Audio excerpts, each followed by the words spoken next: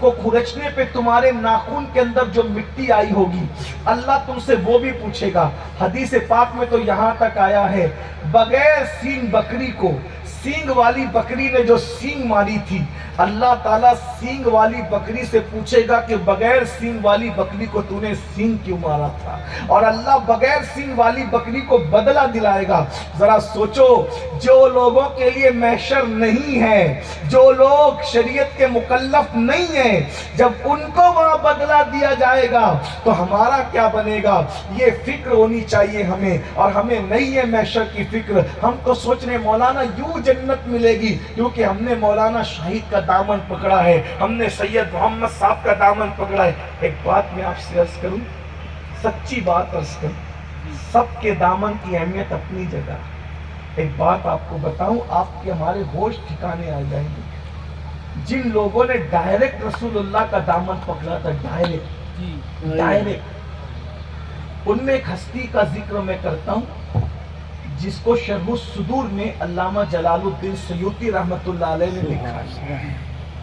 इमाम सुयूती कौन? जिसने आलमे बेदारी में कमो बेश 75 मरतबा रसूलुल्लाह का दीदार किया। सुभान अल्लाह, सुभान अल्लाह।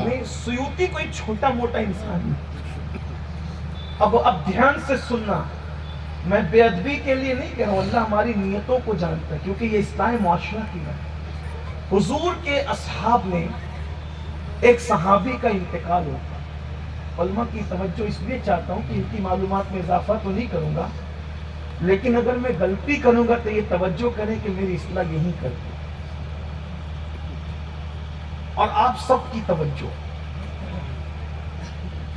हुजूर अलैहिस्सलाम की जाहिरी हयात में एक सहाबी का इंतकाल हो, और वो कोई मामूली सहाबी नहीं थी। पहली बात तो ये सुन ले, अगर आपकी तवज्जो, कोई सहाबी मामूली नहीं है।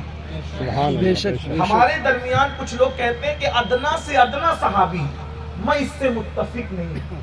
हुजूर का कोई सहाबी अदना नहीं है। जो कहते हैं ना अदना से अदना, कोई हुजूर से जो चीज मंसूब हो जाए वो भी अदना नहीं है। बल्कि मिट्टी अगर हुजूर के जिस्म से लग जाए तो हमारे अकीदे में वो अर्श से भी आला है, वो काबे से भी आला है, वो जन्नत से भी आला है। निस्बत रसूल के बाद कोई चीज अदना नहीं रह जाती।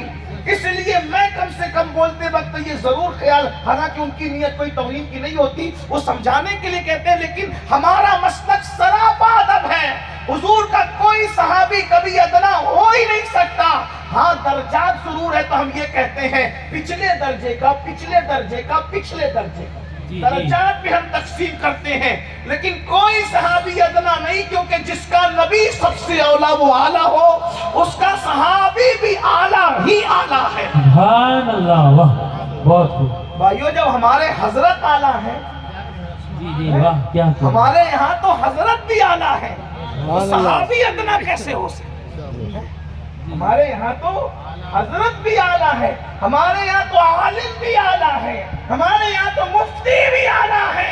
अरे सब तो अपनी जगह, मेरे आका की तो उम्मत भी आला है। खैर उम्मत का लक़ब सिर्फ इस उम्मत को अता किया। सुभान अल्लाह, नारे तकबीर, इसलिए नारे रिसालत, नारे रिसालत। इसलिए कोई सहाबी अदना, दर्जात है, हम दर्जात मानते हैं, अव्वल दर्जा, दूसरा दर्जा, पिछला पिछला पिछला पिछला, इस तरह से आखिरी दर्जे का सहाबी कह लें, आखिरी सहाबी कह लें मर्तबे के एतबार से।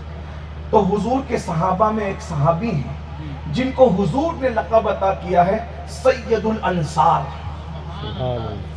यानी जितने अंसार थे मदीने के उन सब का सरदार, और उस सहाबी का नाम है साद इब्ने मुआज रज़ी अल्लाह ताला।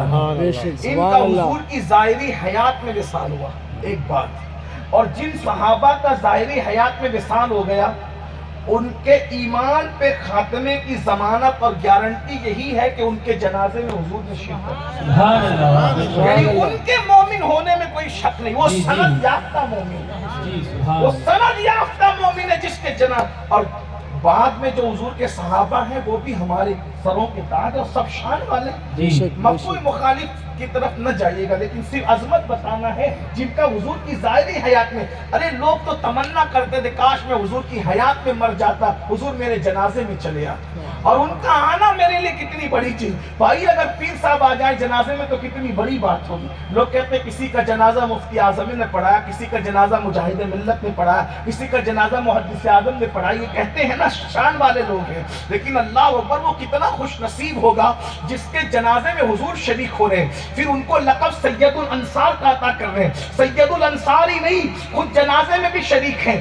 اور فرماتے ہیں روتے ہوئے اچانک مسکراتے تو صحابہ کہتے آقا آپ رونے لگے، رونے کے بعد مسکرانے لگے، رونے کے بعد مسکرانے کا کیا مطلب؟ تو آقا فرماتے اس لیے میں مسکرایا کہ اس کی موت پر جب فرشتے اس کی روح لے کر آسمانوں پر پہنچے تو عرش اس کی روح کی خوشی میں جھومنے لگا.